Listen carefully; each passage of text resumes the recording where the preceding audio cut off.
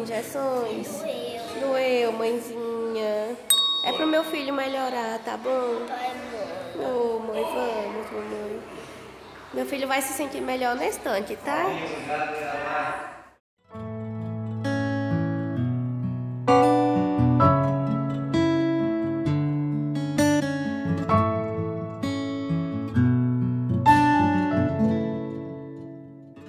Hoje é manhã, né? Eu não tô trabalhando hoje. Amanhã fez uma cirurgia de catarata sábado. Então eu tô aqui acompanhando ela. E quando a gente chegou de noite, a Rafael tava com muita febre. Muita febre mesmo. E aí a gente aguardou um pouquinho, né? Pra ver se a febre baixava. Não baixou, bateu 40,2. Nós levamos pro hospital. Chegou lá, o médico deu 2 injeções. E ele reclamou também de dor de cabeça. Deu 2 injeções, voltamos pra casa e a febre passou, né? Ele dormiu a noite toda, mas no outro dia já acordou com febre de novo. Então, a gente passou domingo com 40 graus de febre. Ontem também. E aí, como a febre não passava, nós decidimos fazer exames por conta própria, né? Já que o médico não pediu. E também um raio-x, porque ele começou a reclamar de dor nas costas e a gente percebeu que estava um pouquinho inchado. Então, a gente leva ele para fazer um raio-x hoje, né? Como a febre não cessava, eu iniciei um antibiótico, né? Porque deve ser alguma infecção, febre que não passa sem infecção. E depois de 2 doses do antibiótico, a febre finalmente começou a cessar, né? Foi para 38 ponto alguma coisa, que já é muito, né? Para quem tava com 40,2, 40,3. Graças a Deus a gente não tem predisposição genética, né, à convulsão, senão eu acredito que ele tinha convulsionado. Cuidei, né, fiz a compressa na testa dele, nas extremidades, mas nada disso resolveu. Depois do antibiótico a febre passou, agora ele tá sem febre, né, tava 36 graus, graças a Deus. Mas aí Del foi levar ele, né, pra fazer os exames e o médico tava lá no laboratório, então ele não entendeu porque ele não pediu o exame, né? E acrescentou mais nos que a gente já tinha pedido, ele acrescentou mais exames e pediu com urgência, porque aí chegam amanhã.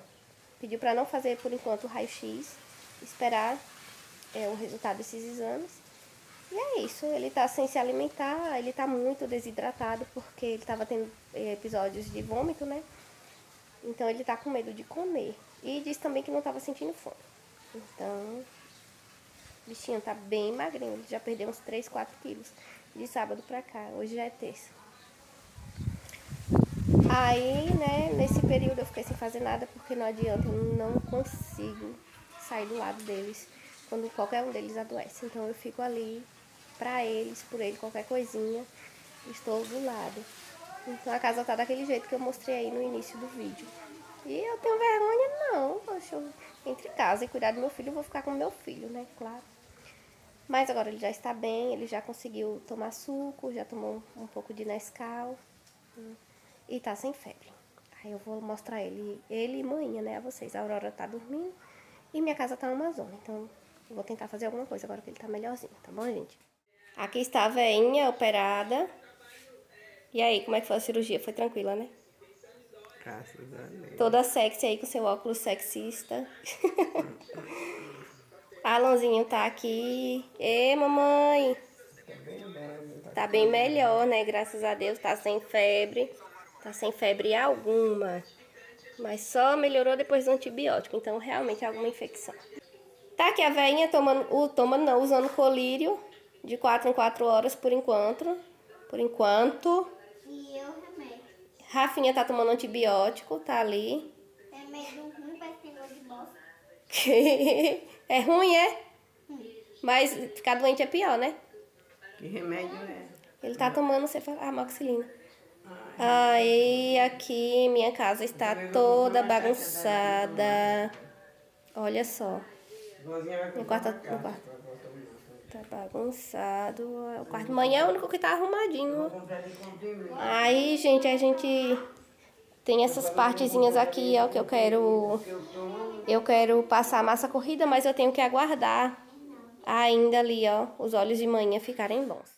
No último vídeo eu tinha falado, né, que o próximo vídeo seria da organização, né, da arrumação lá do quarto de Rafael, mas a gente deixou isso mais pra frente por conta da cirurgia de manhã, então ia coincidir, né, com o período de repouso dela e não pode. Então não é recomendado tomar poeira, né, porque foi uma cirurgia de catarata. E aí a gente decidiu esperar mais um pouquinho, não tem nada, já ficamos até agora com o quarto daquele jeito. Ficar mais um mês não vai nos custar nada. Pior é se der alguma complicação no olho dela, né? Mas é isso. Como eu disse, fiquei 2 dias sem fazer nada aqui, só cuidando de Rafael e de manhã. Então, hoje tá mais tranquilo. Hoje ele já tá sem febre. E eu peguei uns dias, né, de folga lá no serviço pra poder cuidar deles. Vou dar uma organizada aqui. Não é uma faxina, mas vou dar uma organizada porque tá muito bagunçado, muito sujo.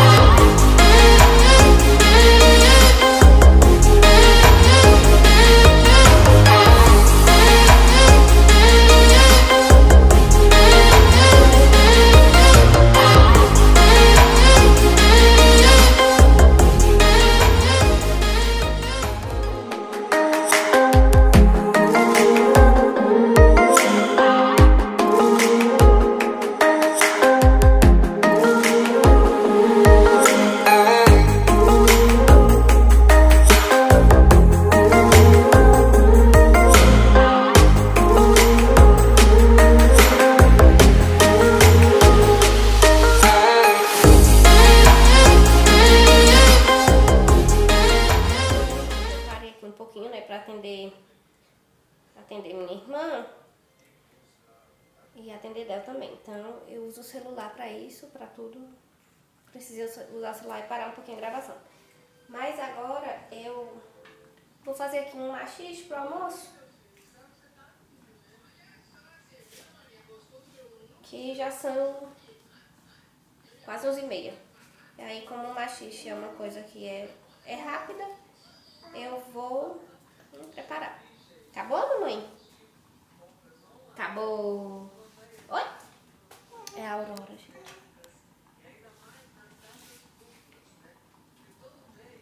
Tava ali, né, Rafael? Oi, mamãe.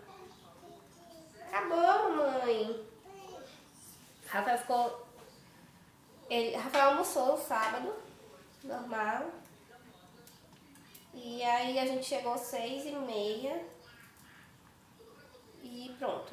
Ele já tava meio febril. Aí ele não comeu mais nada. Desde o almoço de sábado, que ele comeu super bem. Mas quando foi à noite ele vomitou tudo. Parece que o estômago não fez a digestão, né?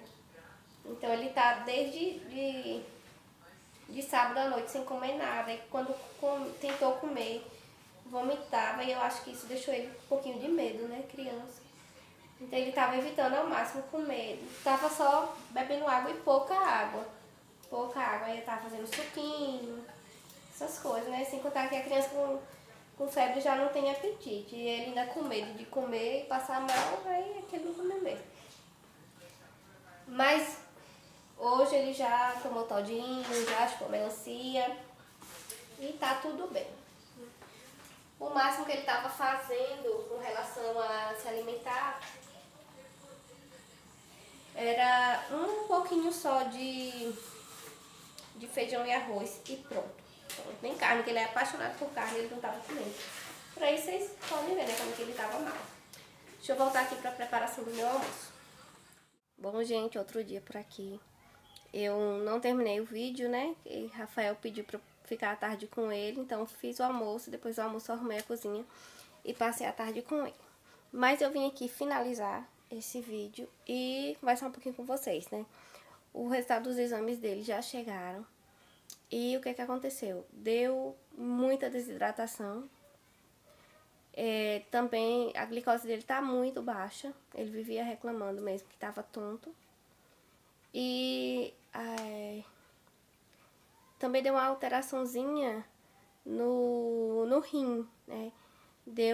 Encontraram fragmentos compatíveis com lesão. Então o rim dele estava lesionado.